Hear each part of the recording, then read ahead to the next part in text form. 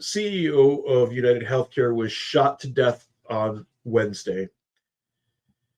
He was 50. He was named the CEO of United Healthcare, United Health Group's insurance arm, in April of 2021. So he's been there for a couple of years. He's not new to the game here. Nope. He first joined United Health Group in 2004 and previously served as, that's kind of young, previously served as CEO of the company's government programs, including Medicare and retiree coverage. Aha. Guess who knows a whole lot about where the federal money is? Yep. And community and state programs providing Medicaid and other types of coverage to millions of individuals. That, for me, is a red flag for Mr. Thompson here. In most recent role as CEO of United Healthcare, is responsible for leading growth across the company's global employer, individual specialty, and government benefits businesses, according to a 2021 company statement. Brian's experience, relationships, and values made him especially well suited to help United Healthcare improve how healthcare works for consumers, physicians, blah, blah, blah, blah, blah, blah. Stop right there. Improve by denying 1/3 of the claims. Yes. 1/3. Mm-hmm. And all right, that is like one layer of the 7-layer dip of hopelessness and desperation, this whole medical field, or medical insurance, the craziness we have going on. Now, in their defense, I will simply say this. The United States of today, compared to the United States when I was in high school. Mm-hmm. When I was in high school, there was maybe 4 uber fatties. Yes, it was very rare. 4. Yep. And I mean, very rare. When I say uber fatties, I'm talking, the bowling ballitis fatties. Mm-hmm. Now we have a majority of our population is obese. And when you look on the CDC website, obesity is the leading cause of death across all forms of illnesses. Our food supply now is geared to make people obese. Correct. And when you have that many unhealthy people in the general pool, prices are going to have to go up because you have to cover those individuals. For instance, 35-year-old guy, he's not overweight, jogs 2 or 3 times a week, lifts weights, eats a pretty decent diet.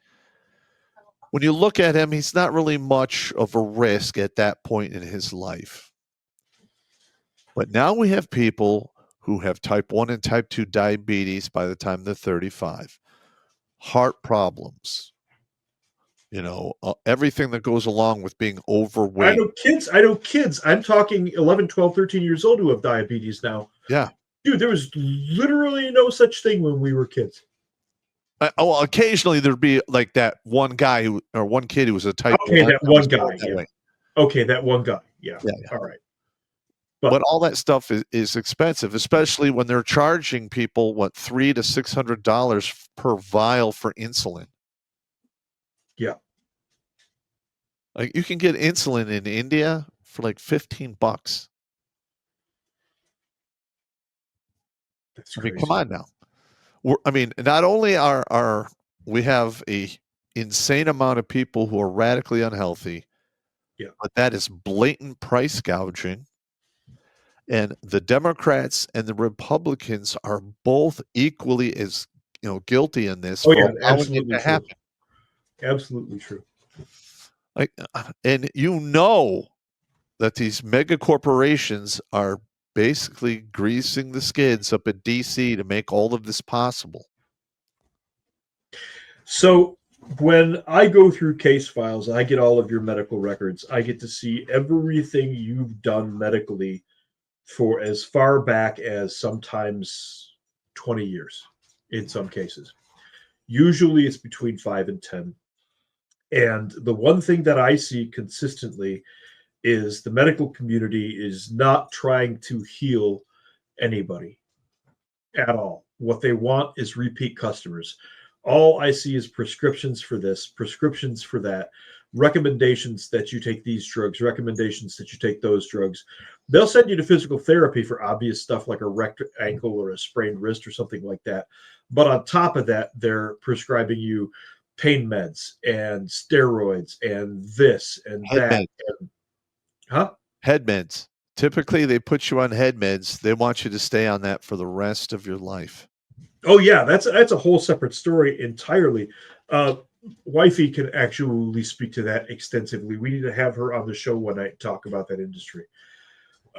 Seriously, she knows it from top to bottom, and she has forgotten more about drugs and interactions than any 10 people I know.